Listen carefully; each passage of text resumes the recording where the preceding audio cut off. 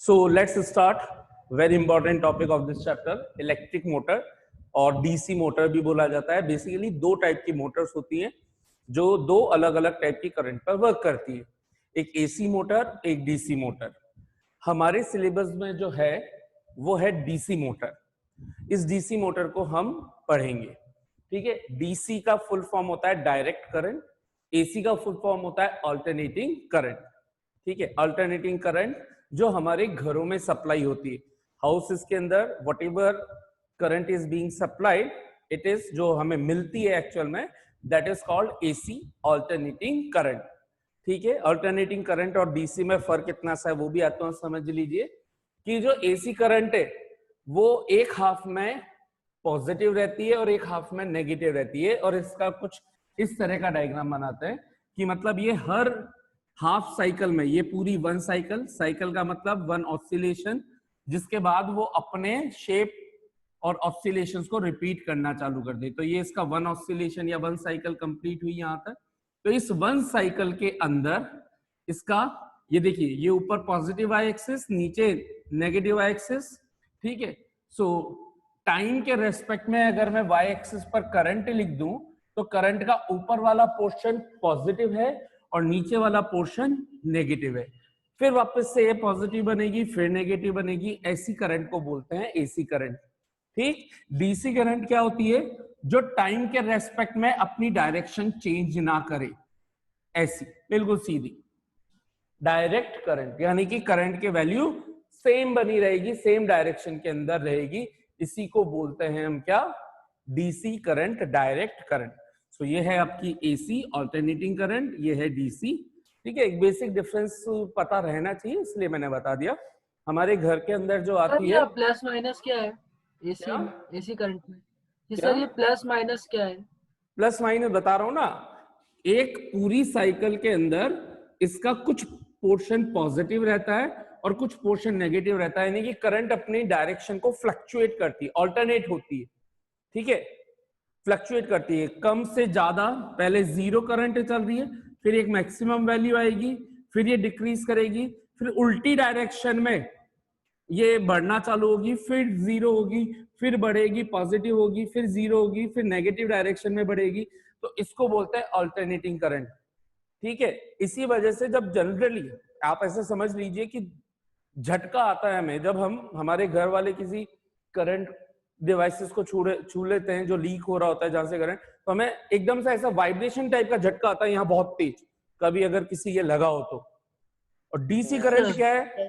तो उसमें AC current के अंदर छूटने के चांसेस ज्यादा रहते हैं, क्योंकि उसमें क्या होता है कि एक तरह से ये इस तरह का फ्लक्चुएशन है, इस तरह का फ्लक्चुएशन, तो ये छूटने के चांसेस ज्यादा होगा. डीसी करंट सीधी जा रही है, एक बार आप चिपक गए तो चिपके रह जाओगे अगर हाई सप्लाई है तो.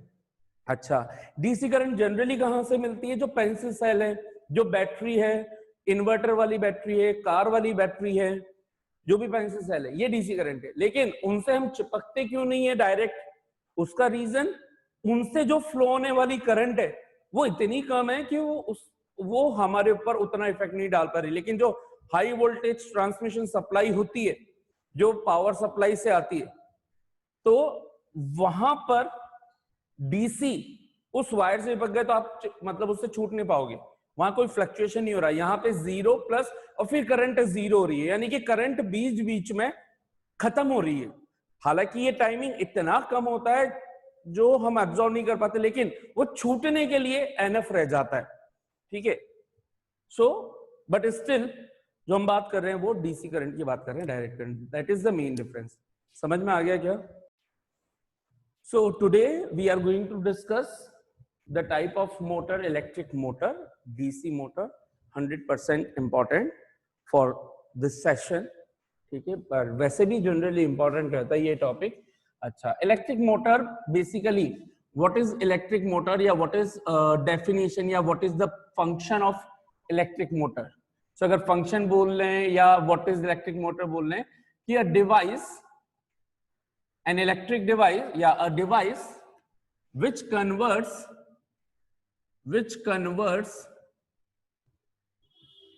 electrical energy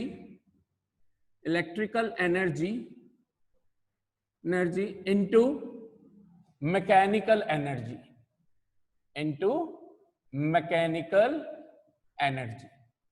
ठीक है, फॉर एग्जाम्पल आपने देखा होगा कि फैन रोटेट हो रहा है, कार जो टॉय कार होती है वो मूव हो रही है, कोई सा भी ऐसा मूवेबल रोटेशनल जिसके अंदर इलेक्ट्रिसिटी का यूज किया जाए, पानी की मोटर है, ये सब है मोटर। इनका काम क्या है, ये इलेक्ट्रिसिटी से चलती है और मैकेनिकल वर्क डन परफॉर्म करवाती है। फॉर एग्जांपल हम जब पानी की मोटर से पानी को ऊपर पंप करवाते हैं, ऊपर चढ़ाते हैं, तो एक मोटर का यूज करना पड़ता है।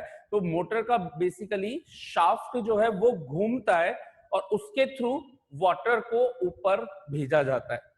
ठीक है, तो यह फैन है, फैन रोटेट हो रहा है तो उसकी जो ब्लेड्स है वो बीच वाले व्हील पर कनेक्ट होती है, वो व्हील घूमता है, इस वजह से इस फैन के साथ अटैच्ड जो इसकी ब्लेड्स हैं या विंग्स हैं वो भी इसके साथ घूमते हैं।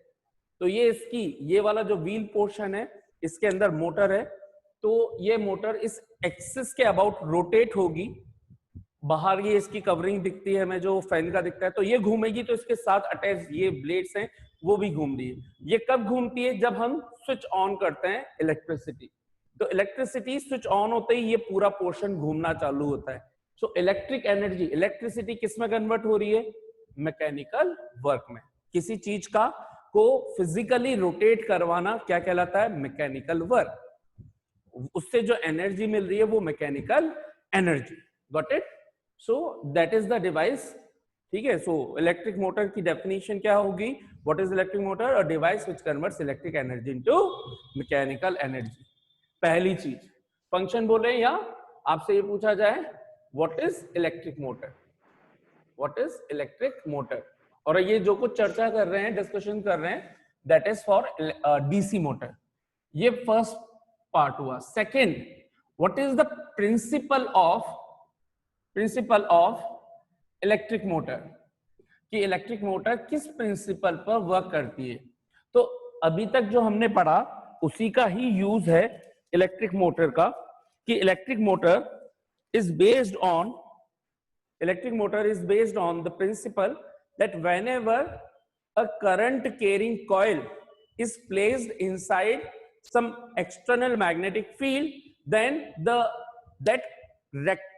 that coil will experience some force on it, due to which it will rotate। तो जो हमने पढ़ा था कि अगर ये एक स्ट्रेट वायर है, ठीक है, ये स्ट्रेट वायर है, इसके अंदर आई करंट इस तरह से जा रही है and let suppose magnetic field ऊपर है, तो फ्लेमिंग्स लेफ्ट हैंड रूल क्या बोलता है कि अगर मैग्नेटिक फील्ड ऊपर है, करंट इधर जा रही, तो आप, ये है एफबीआई रूल। एफबीआई नाम तो सुना होगा, है ना, एफबीआई, है ना, बहुत सी मूवीज में नाम सुना होगा, एफबीआई आपके पीछे। So FBI rule, FBI force magnetic field current, याद रहेगा, है ना, force magnetic field electric current, FBI. So first finger in the direction of magnetic field, second middle finger in the direction of electric current, then the thumb, stress thumb will give you the direction of force experienced by this conductor। तो अगर ये conductor ऐसे रखा है तो इस पर force बाहर आ रहा है, तो ये इस तरह से बाहर आ रहा है, यानी कि इसके अंदर एक मोशन जनरेट हो रही है। बहुत सी जगह इसको फोर्स ना लिख करके मोशन बता दिया जाता है कि ये कंडक्टर किस डायरेक्शन में मोशन कर रहा है। तो मोशन बोले या फोर्स बोले एक ही बात है, कंफ्यूज नहीं होना है। कहीं आप पढ़ें कि सर यहाँ तो एफ तो लिखा हुआ नहीं है, या तो मोशन लिखिए, मोशन का मतलब इस पर फोर्स जिस डायरेक्शन में लगा और इस वजह से ये उठ करके ऐसे मूव कर रहा है, तो फोर्स की डायरेक्शन या मोशन, जिस डायरेक्शन में फोर्स होगा उसी डायरेक्शन में मोशन होगी। तो what is the principle of electric motor? An electric motor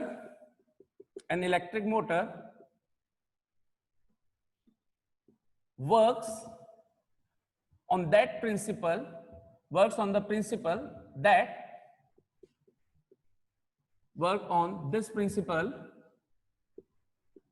that whenever a current carrying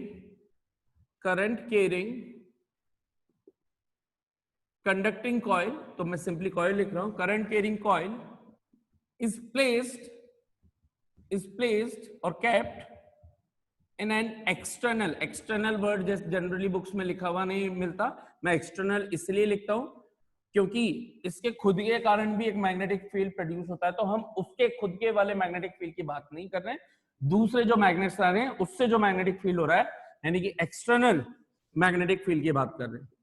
So current carrying coil principle is that whenever a current carrying coil is placed in an external magnetic field, then this coil experiences a force on it, and due to which it rotates.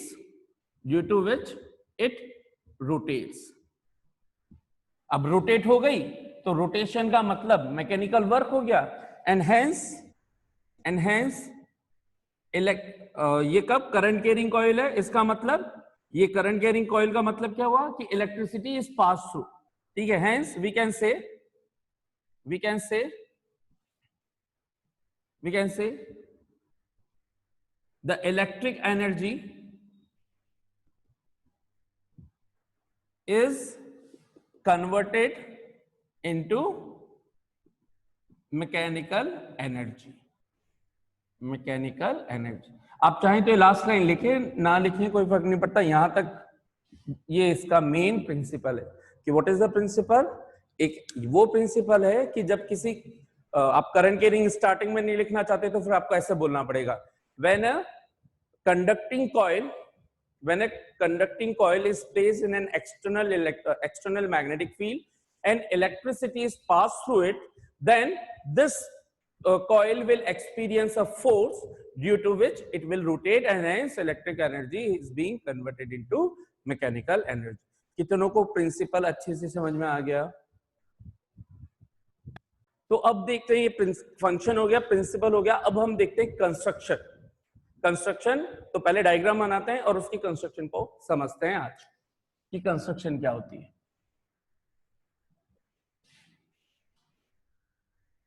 So third step आपका रहेगा construction of electric motor. ये मैं इसलिए इस तरीके से board पे भी लिख रहा हूं, एग्जाम में आपको इस तरह से काम करना है. आपसे पूछा जाएगा कि draw the diagram of electric DC motor and explain its construction and working and its principle. आपको फंक्शन लिखना है कि what is electric motor, explain its construction working. तो आपको फंक्शन लिखना है, प्रिंसिपल लिखना है और कंस्ट्रक्शन. इस तरह से ये काम करना है. ठीक है, ओके. देखिए यहां पर अब क्या बोला, हमने ले ली एक रेक्टेंगुलर कॉइल. ये रेक्टेंगुलर कॉइल इस तरह से बना ली, ठीक है, और इसके दो एंड्स को ऐसे सीधा निकाल लिया. थोड़ी देर के लिए समझने के लिए मैं आपको बताता हूं कि ये किस तरीके से बन सकती है. देखिएगा, जैसे ये वायर है, मान लीजिए थिक वायर है, आपको इस तरह से लेना है जो इजीली बेंट हो सके, है ना, थिक कॉपर वायर. अब ये तो क्या है, थोड़ा स्मूथ है तो ये लचीला है, मतलब फ्लेक्सिबल. ये मैंने वायर लिया सीधा, इसका एक एंड ऐसे किया, एक एंड ऐसे कर दिया, तो ये एक तरह का रेक्टेंगल बन जाएगा इस तरह से यहाँ पर. और इसको इधर से मोड़ दिया, इसको इधर से मोड़ दिया. अब ये थोड़ा सा फ्लेक्सिबल है, तो ये एक तरह की कॉइल बन गई. ये इसको इस तरह से मानो कि ये एक कॉइल बन गई, ये वाली. और इसके ये दो एंड्स जो दिख रहे हैं, इस तरीके से इसको मैंने बाहर निकाल दिया.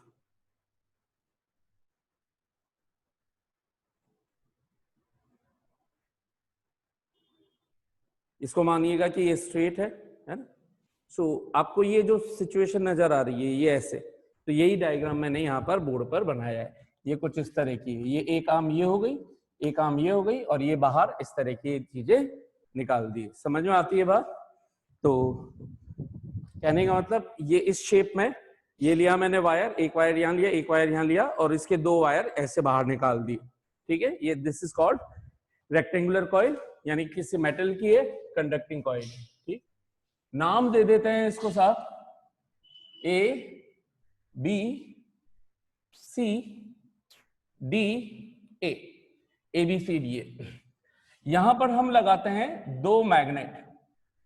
ठीक है। अब सिंपल वे में बनाना चाहो तो बस ऐसे नॉर्थ और ऐसे साउथ बना दो, कोई टेंशन वाली बात नहीं है, ठीक है। ये नॉर्थ और ये साउथ, दो अलग से मैग्नेट लेकर के आए और इनके बीच में हमने ये रेक्टेंगुलर कॉइल रख दी। इस वजह रखने से क्या हुआ कि मैग्नेटिक फील्ड लाइन हमेशा नॉर्थ से साउथ चलती है, तो ये मैंने मैग्नेटिक फील्ड लाइन शो कर दी, ये मैग्नेटिक फील्ड लाइंस हो गई, ठीक है। These are the magnetic field lines, ये इस तरीके से है ना। सो ये इसके कारण एक मैग्नेटिक फील्ड प्रोड्यूस हो रहा है जो है नॉर्थ टू साउथ, जिसको मैं अलग से सेपरेटली नीचे बना रहा हूं। सो मैग्नेटिक फील्ड की डायरेक्शन है नॉर्थ से साउथ, N to S। अब हमें क्या करना है, ये जो इसके एंड्स बाहर निकले हुए हैं, यहाँ पे एक वेल्डिंग करेंगे दो हाफ रिंग की। हाफ रिंग का मतलब क्या हुआ, एक पूरी रिंग ली और उसको बीच में से कट कर दिया मैंने। कैसे कट कर दिया होगा, कहां गया, तो ऐसे समझ लो कि एक मैंने रिंग ली, ये रिंग ली और उसको बीच में से कट कर दिया और इस रिंग को सोल्डर कर दिया इसके लास्ट एंड पर। तो यहां पर ये सोल्डर हो गए।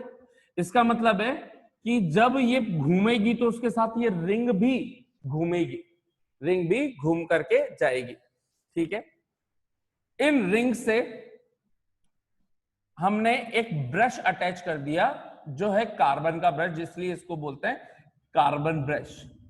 So this is B1 and यहां पर भी एक ब्रश अटैच कर दिया, कार्बन ब्रश, और इसको बोल रहे हैं B2। इसको सोल्डर नहीं किया, ठीक है। ऐसे समझ लीजिए जैसे जैसे टूथब्रश आता है, उससे कुछ ये ब्रश अड़ा करके मैंने यहां रख दिया। तो कार्बन ब्रश का काम क्या है कि ये इससे कांटेक्ट बना के रखेगा। तो ये इससे इसके साथ ये जो रिंग है, ये इन ब्रश पे जब भी फिसलेगी इस तरीके से, तो हमेशा इसका कुछ ना कुछ कोई ना कोई सा पार्ट हमेशा इन वायर्स पर टच रहेगा कहीं ना कहीं, ठीक है। और ये इसलिए बना रहे हैं क्योंकि इसको हम इलेक्ट्रिक कनेक्शंस देने वाले हैं, यानी कि इससे इलेक्ट्रिसिटी पास करवाने वाले हैं। तो इलेक्ट्रिसिटी पास करवाने के लिए बेसिक सर्किट डायग्राम, चाहो तो रेजिस्टेंस बोल दो या एक रियोस्टेट जिससे करंट को कंट्रोल किया जा सके। एक आपने बना दी यहाँ पे बैटरी, मान लीजिए negative positive negative positive negative positive. Battery is the combination of cells, इसलिए दो या दो से ज्यादा बनानी चाहिए। बीच में लगा दी हमने की, ये हमारा हो गया काम। दिस इज सिंबल फॉर की इज के। तो this is the basic construction of electric motor, ठीक है। अब जैसे ही मैं की क्लोज करूंगा, इसका मतलब की क्लोज करने का मतलब स्विच ऑन करना। डॉट लगाने का मतलब होता है कि हमने स्विच ऑन कर दिया है। स्विच ऑन करते ही करंट हमेशा ध्यान रखना है किधर से पास होगी, पॉजिटिव से बाहर निकलेगी।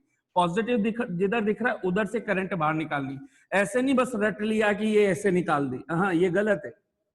नेगेटिव से एंटर करती है, पॉजिटिव से लीव करती है। तो ये करंट बाहर आई, इस वायर से होती होती होती ये कार्बन ब्रश पर पहुंची, और ये कार्बन ब्रश क्योंकि मेटेलिक रिंग से कांटेक्ट में है, और क्योंकि metallic rings half half rings हैं, इसलिए इनको बोलते हैं R1, एक को R1 और एक को R2, ठीक है। तो जनरली इनको स्प्लिट रिंग्स बोला जाता है, स्प्लिट रिंग्स। स्प्लिट रिंग क्यों बोलते हैं, एक रिंग को हमने टू पार्ट्स में स्प्लिट कर दिया, डिवाइड कर दिया, that's why they are called split rings, ठीक है। अच्छा साहब, ये हो गया स्प्लिट रिंग। इसी का दूसरा नाम होता है कम्यूटेटर। कम्यूटेटर क्यों दिया गया है इनको नाम commutator? Commutator is that device which reverses the direction of current. अभी देखेंगे हम वर्किंग में कि कैसे डायरेक्शन रिवर्स होती है, ठीक है। So commutator is that device which reverses the direction of electric current in the circuit. ऐसी कोई सी भी चीज, ऐसा कोई भी डिवाइस जो सर्किट में फ्लो होने वाली करंट की डायरेक्शन को उस सर्किट में रिवर्स करवा दे, उसको हम बोलते हैं कम्यूटेटर। यहां पे इस फंक्शन को परफॉर्म किया जा रहा है इन रिंग्स के थ्रू जो स्प्लिट है, स्प्लिट रिंग्स के through, that's why split rings are known as commutator. अब करंट देखिए यहां से गई, कार्बन ब्रश होते होते इसके साथ टच में आई तो ये करंट ऐसे पास हुई। अब ध्यान से समझिएगा, करंट कौन से वायर से जा रही है? सीबी वायर से जा रही है, ठीक है। ये सी से बी ऊपर की तरफ, फिर बी से ए, फिर ए से सी नीचे की तरफ, और फिर डी से होते होते इस रिंग, और रिंग से टच में ब्रशेस हैं, ब्रश से होते होते ये करंट वापस कहां पहुंच गई? बैटरी में, और हमारा सर्किट हो गया पूरा। ये हो गई हमारी कंस्ट्रक्शन। आपको ऐसा डायग्राम बनाना है। अच्छा, अब वर्किंग समझें इसकी। ये हो गई कंस्ट्रक्शन। तो कंस्ट्रक्शन के आप बेसिक पार्ट्स लिखेंगे कि यहाँ पे बेसिक पार्ट्स की बात करूं, मैं यहाँ पे लिख देता हूं कि व्हाट आर द पार्ट्स, है ना, ड्यूरिंग द कंस्ट्रक्शंस। समझा मैंने दिया ये। पहला, आर्मेचर कॉइल, आर्मेचर कॉइल या सिंपली रेक्टेंगुलर कॉइल, जिसका नाम हमने क्या दिया है? ABCDA। फिर आर्मेचर कॉइल से हमने क्या कनेक्ट करी है? स्प्लिट रिंग्स, स्प्लिट रिंग्स और कम्यूटेटर। फिर स्प्लिट रिंग से हमने क्या कनेक्ट किया है? कार्बन ब्रशेस, कार्बन ब्रशेस, जिसको हमने B1 एंड B2 नाम दिया है, ठीक है। तो ये बेसिक कंस्ट्रक्शन हो गई किसकी? आपकी इलेक्ट्रिक मोटर की। और ये बाकी फिर कि मैग्नेट से लगाना है, बैटरी लगाना है, तो आप चाहो तो बैटरी लिखना, चाहो नहीं लिखना चाहो, battery is the external part of the electric motor. Main part यहां तक का है, यहां तक का, this portion is the electric motor. And two magnets, आप चाहो तो फोर्थ या फिफ्थ पॉइंट में, two external strong magnets, strong magnets use for magnetic fields, ठीक है, लिखना चाहें तो। बेसिक कंस्ट्रक्शन हो गई। अब हम इसकी वर्किंग समझते हैं साहब। इसके अंदर हम ध्यान से देखें तो जो करंट जा रही है वो सबसे पहले सी से बी में जा रही है। सी से बी के अंदर करंट है ऐसे ऊपर अपवर्ड डायरेक्शन में, मैग्नेटिक फील्ड है नॉर्थ से साउथ इधर की तरफ हॉरिजॉन्टल डायरेक्शन में।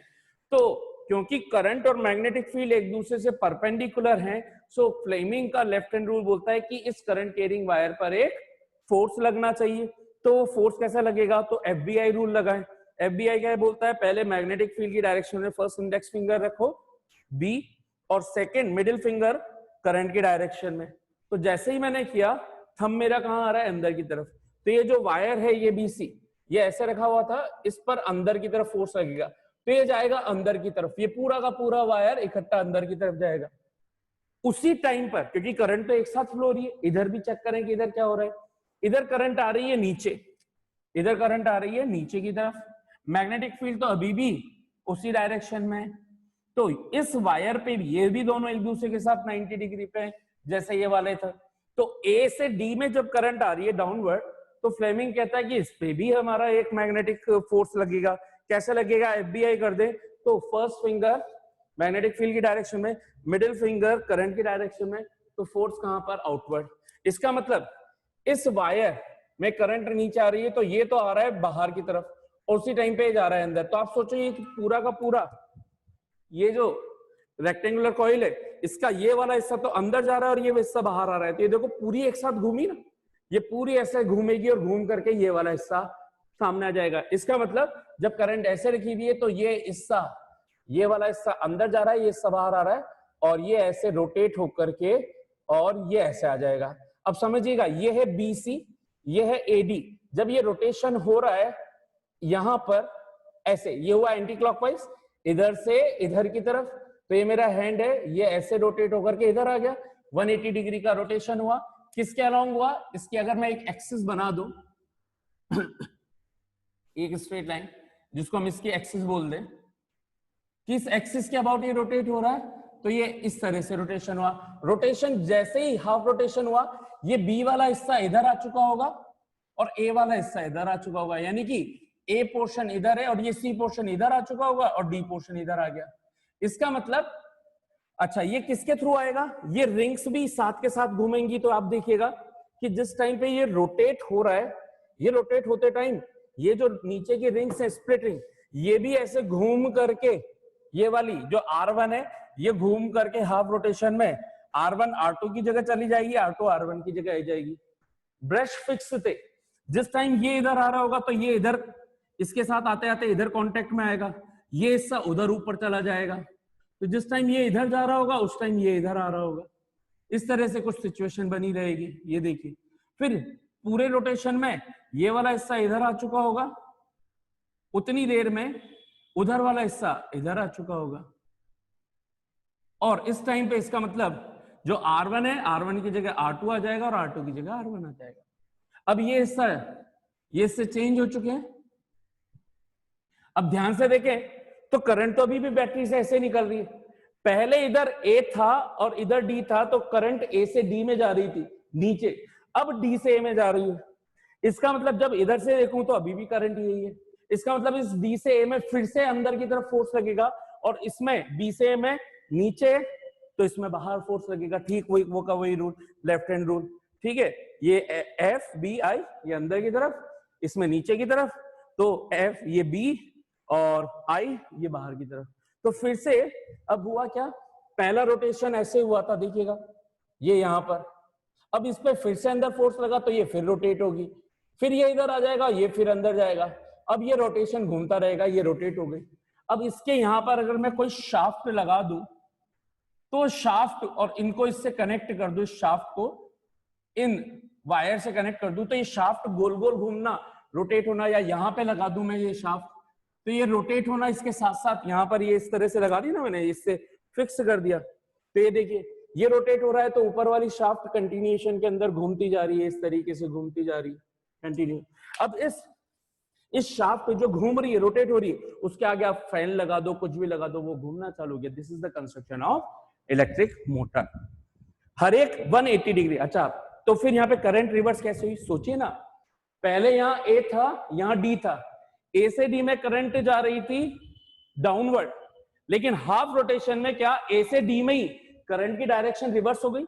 पहले A से D के अंदर जब यहां था तो डाउनवर्ड डायरेक्शन थी, अब A से D में रिवर्स होकर के D से A में जा रही है। अब A से D में ना जा करके A से D से A में जा रही है, पहले A से D में जा रही थी, अब D से A में। इसी तरह से पहले जब C यहां था, B यहां था, तो C से B में जा रही थी, लेकिन हाफ रोटेशन में B से C में जा रही है। ये किस वजह से हो रहा है, इस स्प्लिट रिंग की वजह से हो रहा है, क्योंकि ये अपना पूरा पोर्शन इधर ला रहा है, ये अपना पूरा पोर्शन इधर ला रहा है, तो हर हाफ रोटेशन में बाकी पूरा पोर्शन तो स्टेबल है। इस वजह से करंट कंटिन्यूएशन के अंदर यहां सेम डायरेक्शन में चलेगी, लेकिन स्प्लिट रिंग के अपनी डायरेक्शन चेंज कर लेने के कारण हर बार रोटेशन रिवर्स हो जाएगा, A से B में, A से C में, सॉरी A से D में और B से C में। That's why these split rings are called commutator. How many of you understood the electric motor completely properly?